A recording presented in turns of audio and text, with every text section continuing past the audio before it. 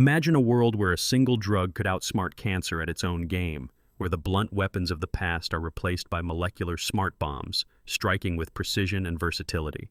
That world could be much closer than you think. Today, we're taking you inside one of the most ambitious and expensive bets in the history of pharmaceuticals, the $11 billion alliance between Bristol-Myers Squibb and BioNTech. But is this high-stakes leap into bispecific antibodies just the next biotech gold rush, or something that could truly change the fate of millions? Let's break it down together, because what's at stake isn't just a new cancer drug, but the future of oncology, the direction of global tech investment, and perhaps even the price of hope itself. To really understand why this single deal is sending shockwaves through boardrooms, oncology wards, and investor portfolios, we need to wind back the clock. For decades, cancer medicine was built around a brutal calculus: poison the tumor and hope the patient survives the after effects. Then came targeted therapies, precision drugs designed to block the specific pathways that tumors use to grow and evade the immune system. Among these, so-called checkpoint inhibitors revolutionized the scene. By blocking proteins like PD-1 or PD-L1, these monoclonal antibodies took the brakes off the immune system, letting T cells attack cancer. Suddenly, patients with previously untreatable cancers were living longer, sometimes dramatically so. No drug better symbolizes this revolution than Keytruda. Developed by Merck, known as MSD outside the US, Keytruda has become the undisputed heavyweight of immuno-oncology, raking in almost $30 billion in 2024 alone.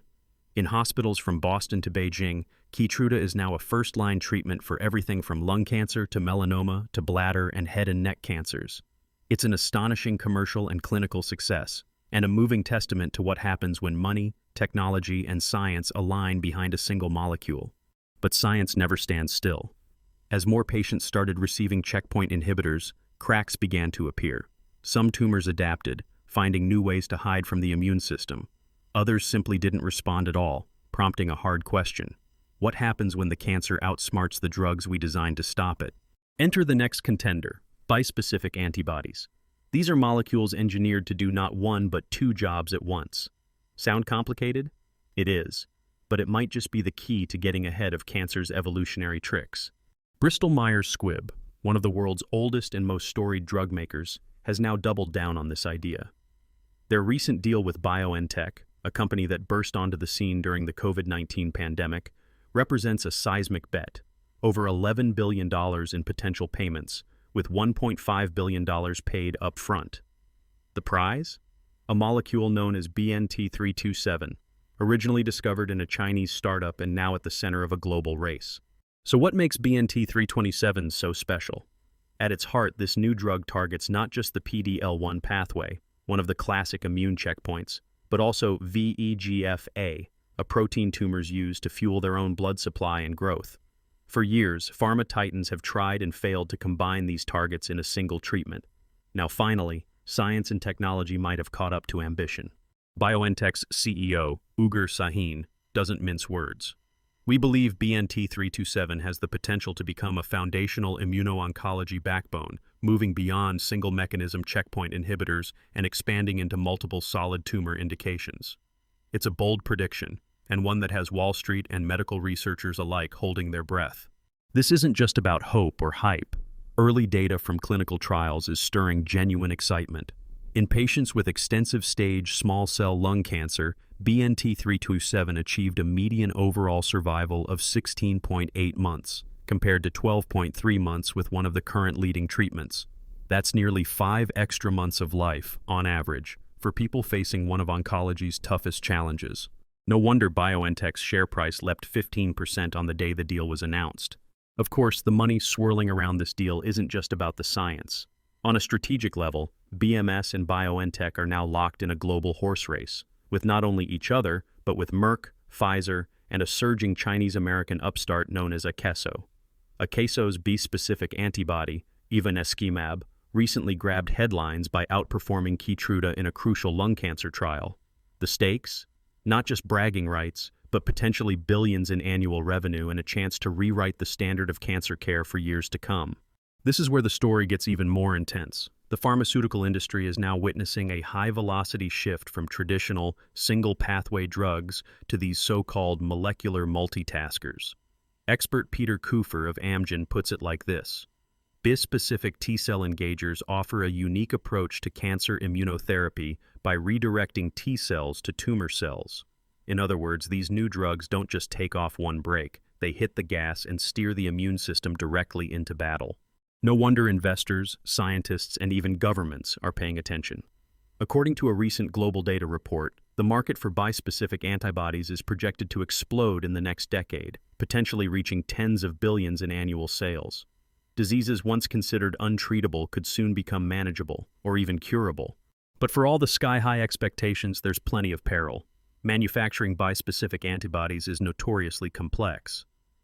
The development of bispecific antibodies requires careful consideration of target selection, mechanism of action, and potential for off-target effects, warns the FDA's 2021 guidance. Each new drug must be tailor-made to balance power with precision. Too little, and it's just another failed therapy. Too much, and life-threatening side effects can emerge. Akeso's ivonescimab provides a cautionary tale. While results in lung cancer were strong, the road to approval is still paved with regulatory hurdles and unanswered safety questions. And for every promising candidate that makes headlines, there are dozens that never escape the lab. Meanwhile, the competitive landscape is evolving at breakneck speed. Merck's chief medical officer, Roy Baines, points to the class as a whole. Bispecific antibodies represent a promising class of therapeutics that may offer improved efficacy and reduced toxicity compared to traditional monoclonal antibodies.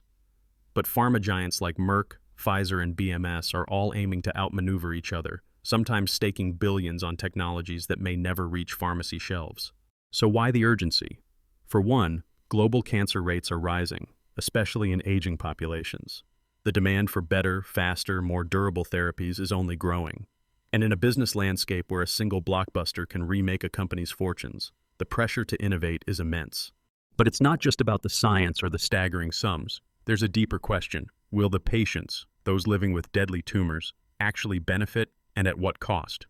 The reality is, new drugs often launch at stratospheric prices, with insurers and governments forced to decide which miracles they can afford to subsidize. BNT327 is already being tested in more than 1,000 patients worldwide, with late-stage trials for both lung and breast cancer underway. If it delivers on its promise, it could rewrite the playbook for treating solid tumors. An asset with significant potential for transforming the standard of care is how BMS's CEO, Christopher Boerner, described the drug. But he and everyone in this high-stakes game know well, potential doesn't always mean payoff. Behind the scenes, the risk factors are legion. The history of pharma is filled with miracle cures that never made it past the final hurdle. Manufacturing challenges, unpredictable side effects, even the emergence of biosimilar competitors could derail profitability. Regulators, too, are watching with a keen eye, having issued new guidelines that set the bar higher than ever for safety and efficacy. There's also a geostrategic dimension at play. BioNTech's acquisition of the rights to BNT327 came via an $800 million deal with a Chinese biotech, Biotheus, in late 2024, highlighting the global scramble for the best scientific talent and intellectual property. As the US, Europe, and China all vie for dominance in health technology, blockbuster discoveries like this can become bargaining chips in wider economic and political negotiations. For investors, it's a dance on the edge of a razor.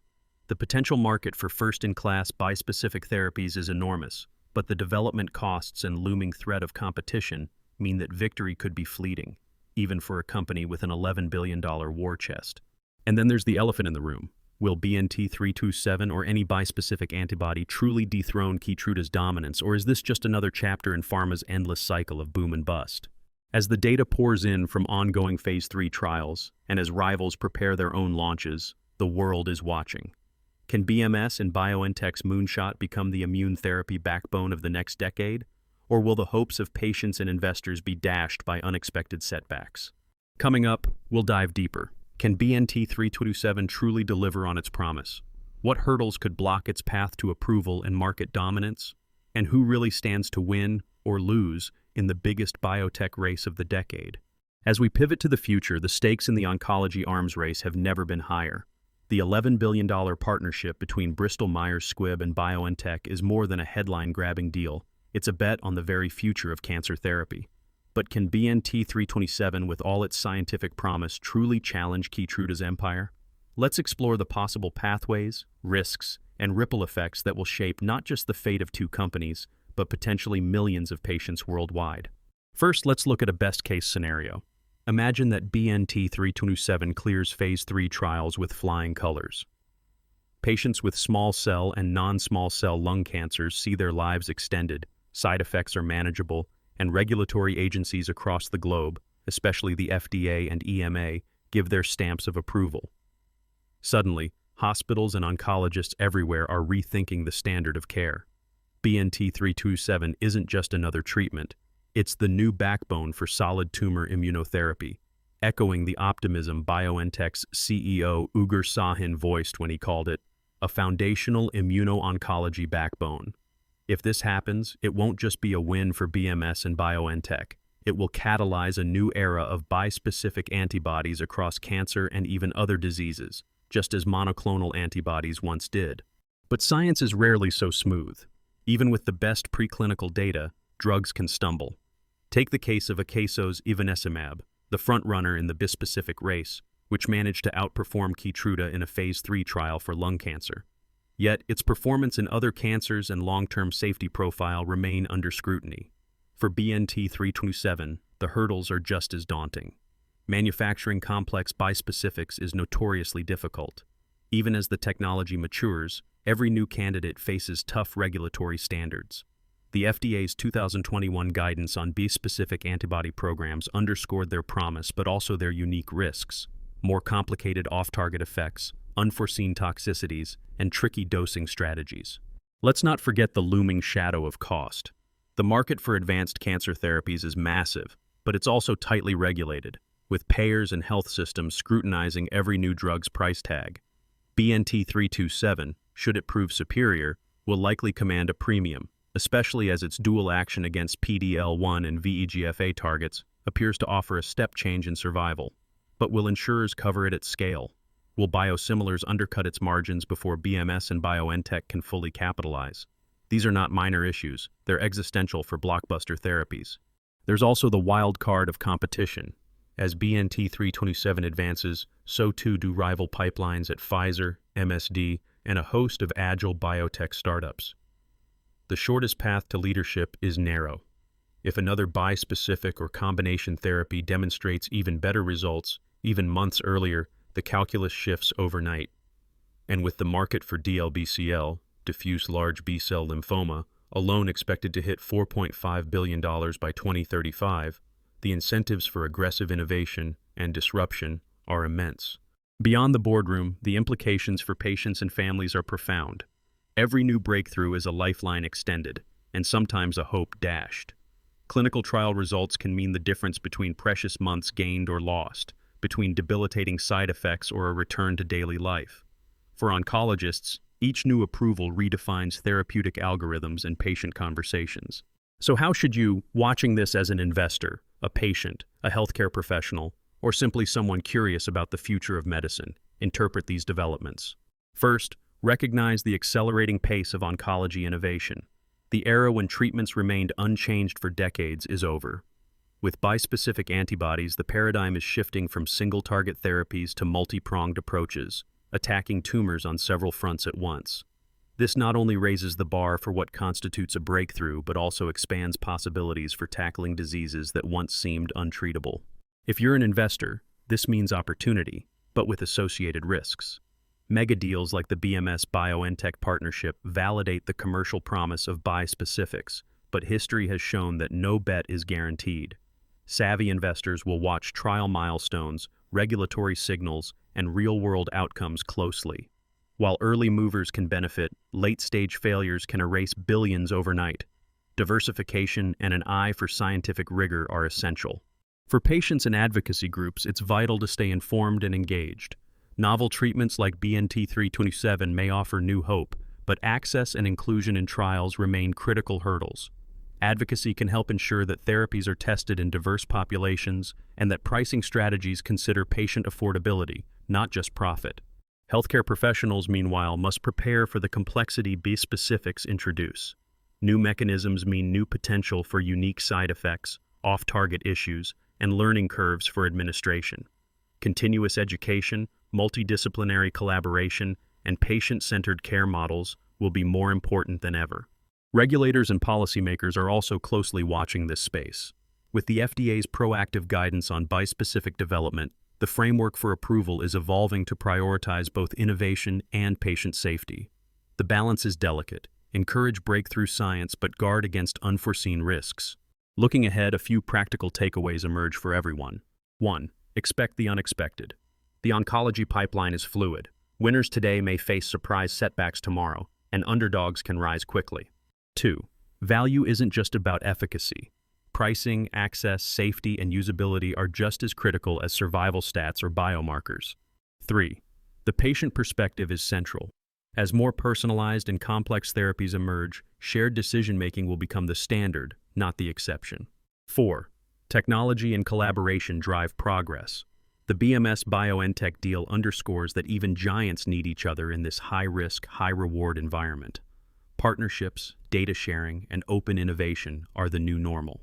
So, returning to our central question, can BNT327 clear its hurdles and become a new standard in cancer care? The honest answer is, it's possible, but not assured. The early results are compelling, and both BMS and BioNTech have the resources and expertise to push BNT327 through the grueling phases of clinical development. If large Phase 3 trials confirm its benefits, not just in lung cancer but in diverse solid tumors, then yes, it could take its place alongside or even ahead of Keytruda. Victory, however, is neither inevitable nor permanent in the oncology arena. The real winners in this race may not be just the companies or their shareholders, but the broader ecosystem, patients who live longer and better, healthcare professionals with better tools, and even society as a whole, freed bit by bit from the shadow of hard-to-treat cancers. And here's a secret fact most headlines miss. The technology behind bispecific antibodies like BNT327 isn't limited to oncology. Researchers are already adapting these precision tools for autoimmune diseases, rare inflammatory conditions, and even infectious diseases. What starts as a moonshot for cancer could soon transform therapy for dozens of other illnesses, multiplying the impact in ways we're only beginning to imagine. If you're inspired by the evolving world of cancer therapeutics, now is the time to stay engaged. Follow clinical trial updates, support advocacy and research, and challenge your healthcare providers with informed questions.